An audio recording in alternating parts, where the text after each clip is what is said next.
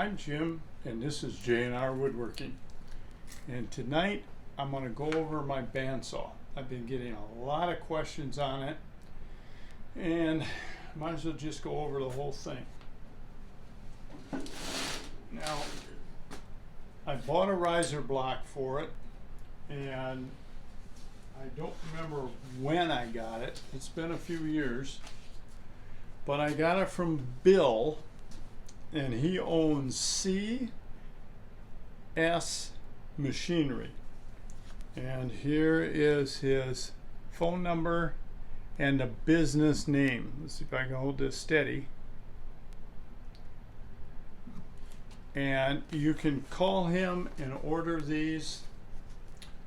I would call him because he's going to have a couple questions. He's going to want to know how big your bar is, because there's two different size bars.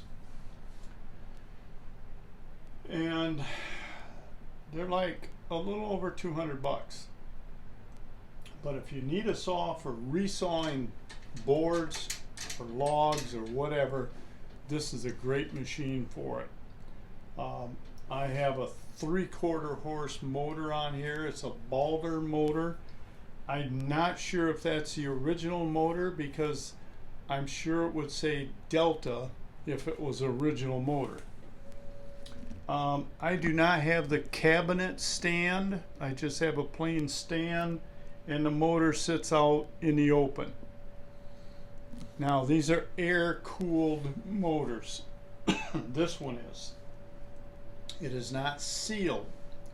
So what I typically do is I buy a furnace filter, 20 by 20 filter.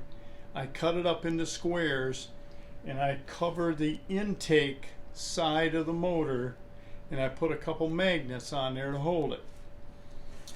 The sawdust in the motor itself isn't that bad, but years ago I had a problem with my old Craftsman table saw, and it was running, and apparently some dust got inside of it. When I shut the motor off, as it slows down, there's a centrifugal clutch in there that opens up the switch for the starter windings. Motors have two sets of windings. When you first turn them on, it's running on the starter windings that gets the motor going, and then as the centrifugal switch opens, it opens the contacts on the starter windings, and it kicks into the main field windings. What happened to my Craftsman saw is when it slowed down and the starter switch closed, it captured a bunch of sawdust or maybe a chip in there. When I went to use the saw, it wouldn't come on. So I took it down to my motor shop. The guy kind of chuckled. He stuck an air hose in there and blew that thing out real good and plugged it in, and it started right up. And that's when he told me, put a filter of some sort on here, or get the motor down below and box it in somehow. So I put a filter on mine. Another thing I did is I added a extension table, because when I got this saw, it came with a fence and these fence rails that stuck out here in the wind, and I was forever running into them. So I just took a couple pieces of plywood and filled in between the front and the back rail, but I also put a support on here that goes down to the frame or the stand that will support whatever I'm dumb enough to put out here. It weighs too much, because they are very small aluminum trunnions that hold the table, and you can you can break them, so be careful. The table will not tip anymore with this support holding the wing up, but I never tip this. I strictly use it for resawing lumber. I have a 12-inch Craftsman over there I use for everything else. this little 3-corner knob that's on here is typically what's up here.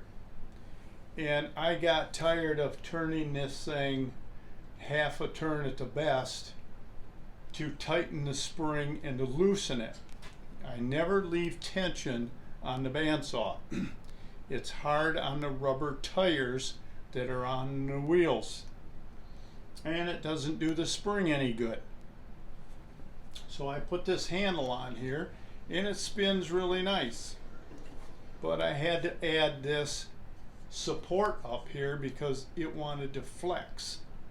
That's just a piece of ash with a hole drilled through it for the diameter of this push rod. Now, another issue I had with this, from tightening this tight enough to resaw, and I bought the extra heavy duty spring that goes in here. Get them off Amazon.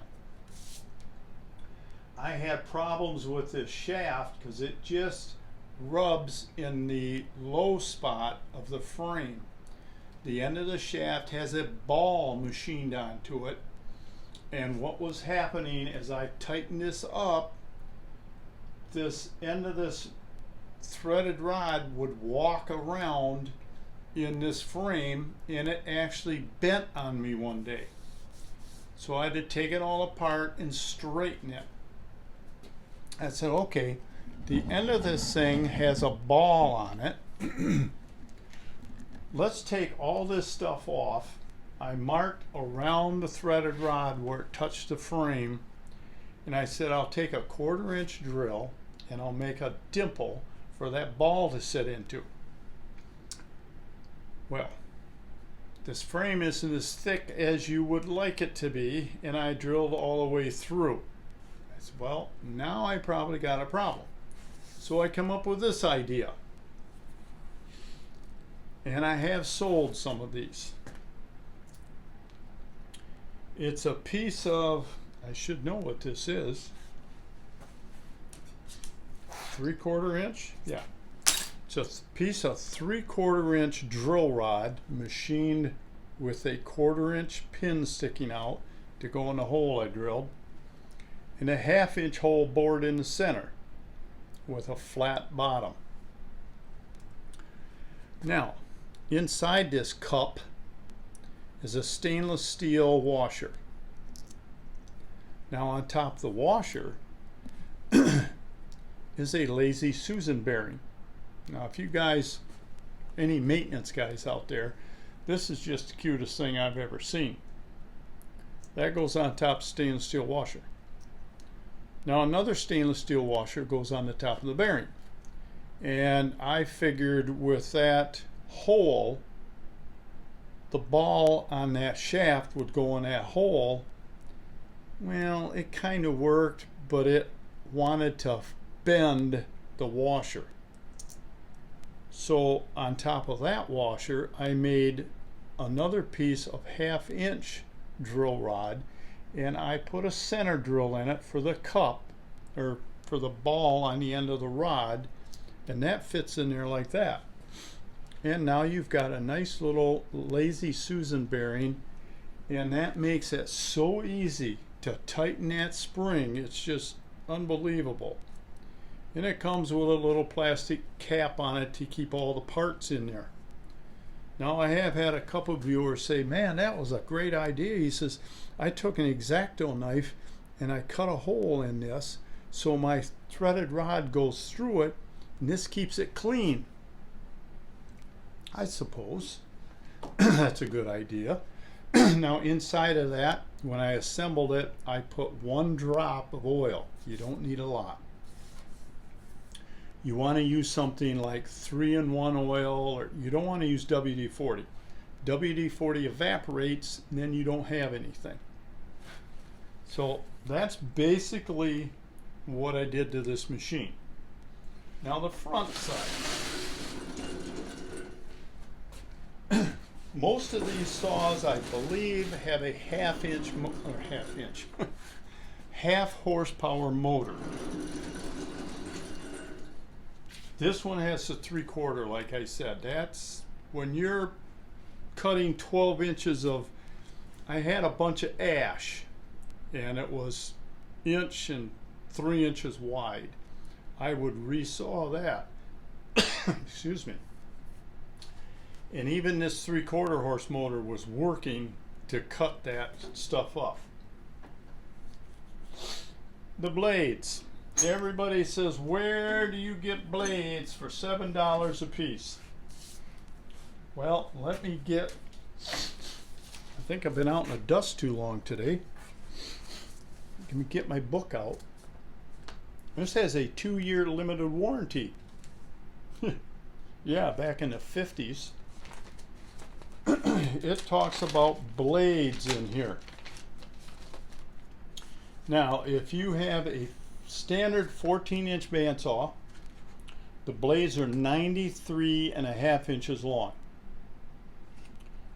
With adjustment to accommodate blades up to the maximum of 94 inches and down to the minimum length of 91.5. So you want to be in there somewheres. You don't want to be to the top end of the blade length because that will limit your adjustment. I made these at 104 inches because that's the blade that came with the kit when I bought it. You got the riser block. You've got this aluminum blade guard. The blade slips back in there so you don't get bit. It comes with a extra long blade guard that goes on this side. It had a little wing nut and it extended up into here, so it covered the whole blade. They have to do that. Well, it was so Mickey Mouse and hard to work, I don't use it. Typically, I have this up for at least 6 inches. That'll put this up inside of here. One of my viewers said something about that, and I just gave it to him. Now, this blade, like I said, is 104 inches. And this is totally loose. And the only way I can get this blade off or on is I have to pull on the back of the blade and turn this wheel. That's what I got to do to get it off, and I got to do the same thing to get it on. So when I order more blades, I'm going to make them 104.5. You can make them any size you want. Now the blades that I buy, grab one here, I guess. Now, like I said, I buy a dozen of these at a time. And that's because the the blade stock that they buy comes in a box, in a roll, 1,000 feet long. And it used to be if you bought 100 feet of stock, they'd knock a couple bucks off each blade. So if I bought a dozen, that was 100 feet plus a little. They don't do that anymore.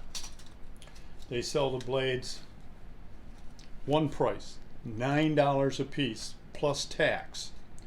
This blade is a 1/2 inch wide. It has 4 teeth per inch, and it's 25 thousandths thick.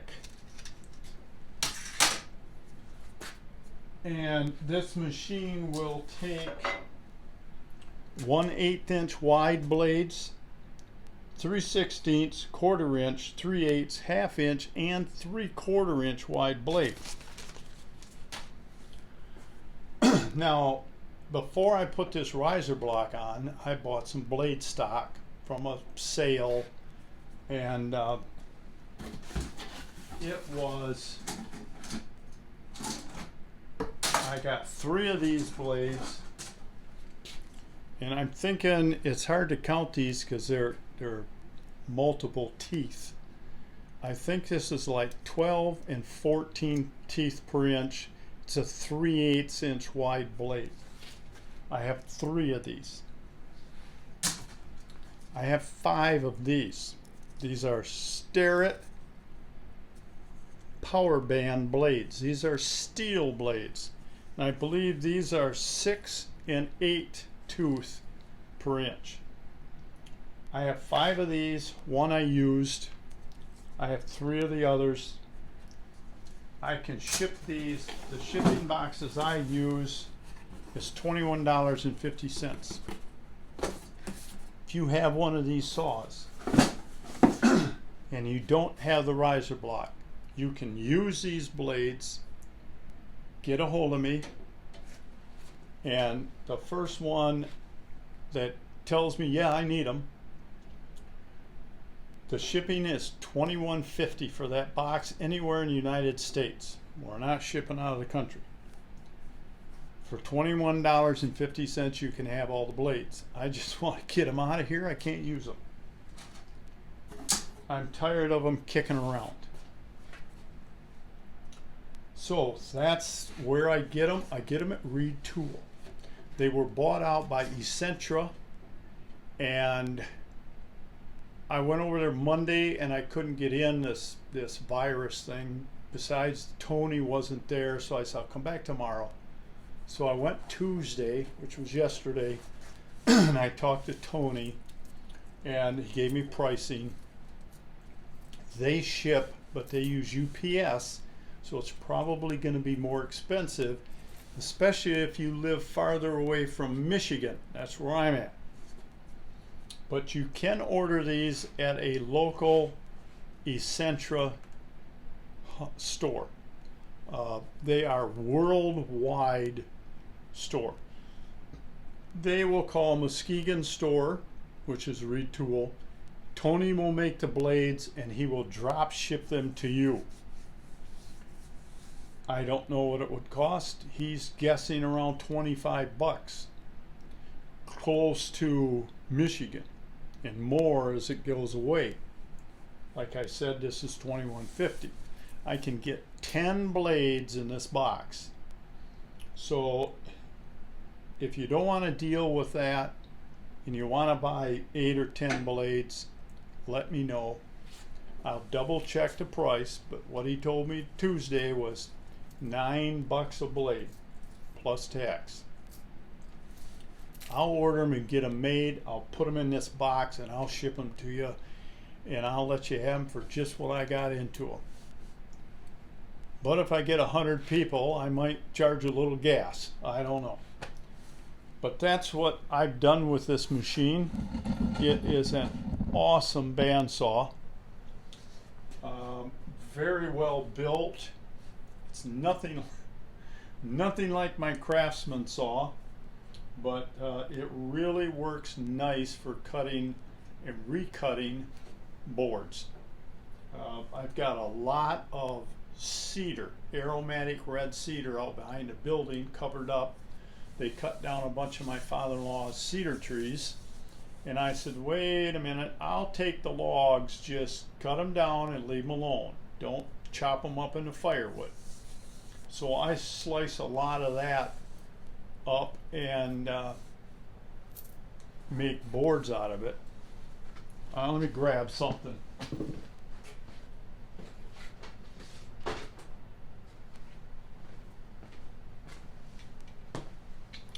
I made a couple of these.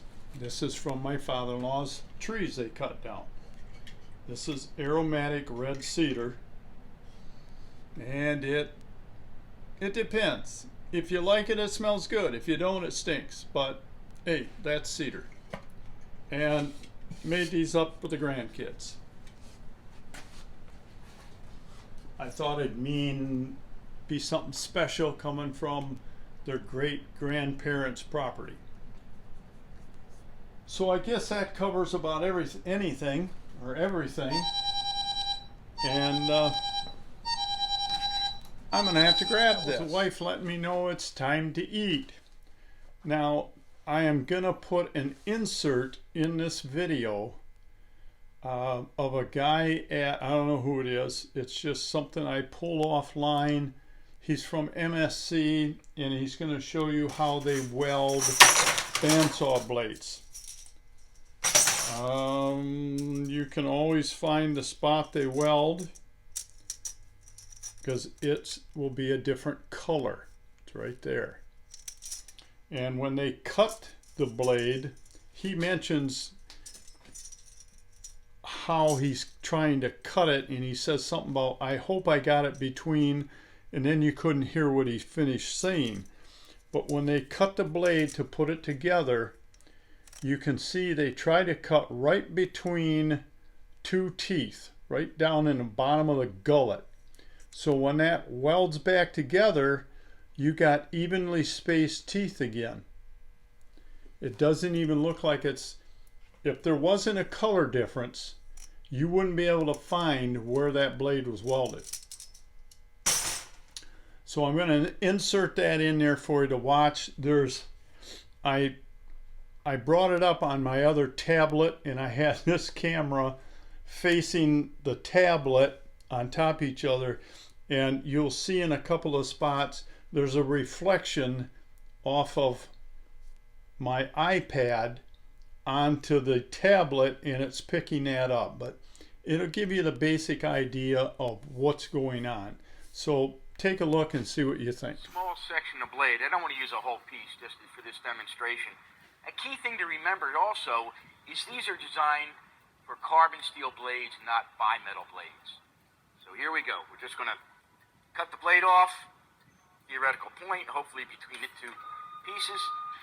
This is a critical portion right here, and people often forget that, is to degrease the blade.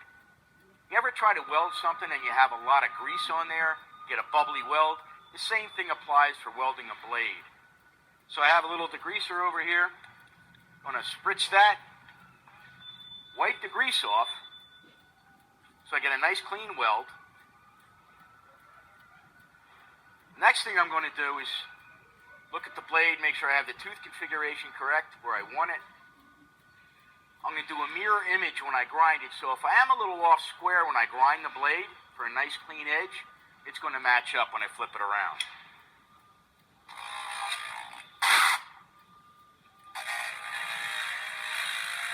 And I'm just squaring that up.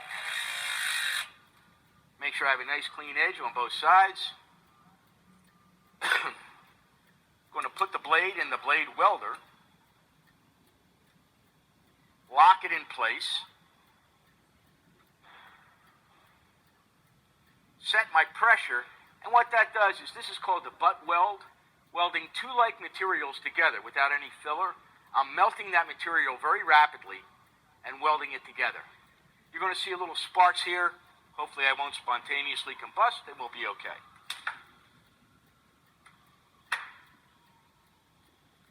So then we'll examine that blade for weld. We have weld on both sides, which is great.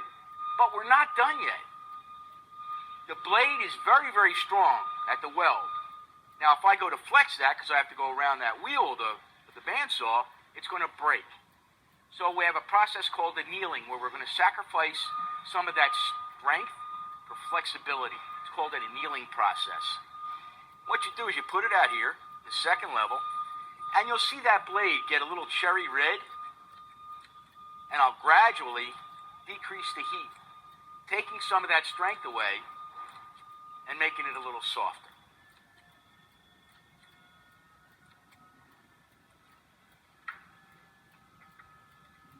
And before you go any further, what you want to do is you want to flex that blade.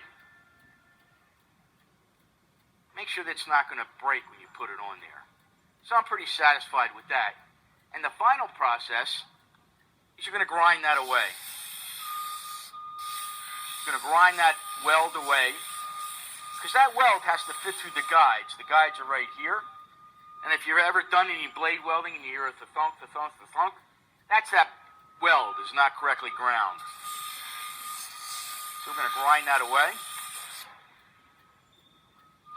Then the final thing is we want to make sure this edge is also square. So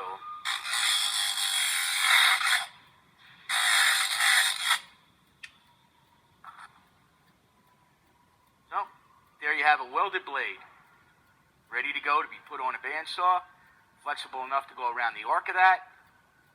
I'm pretty happy with that. Thank you for watching the MSC video. We're built to make you better. Have a great day. Well, I hope you enjoyed the video on welding bandsaw blades, or at least got some information out of it.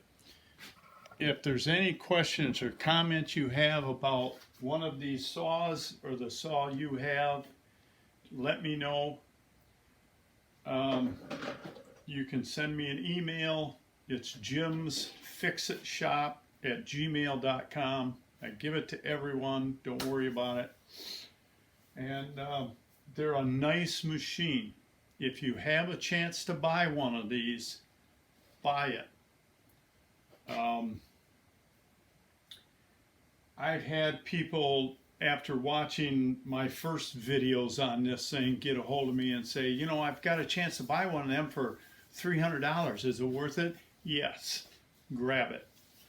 I had one guy get a hold of me from out Texas way.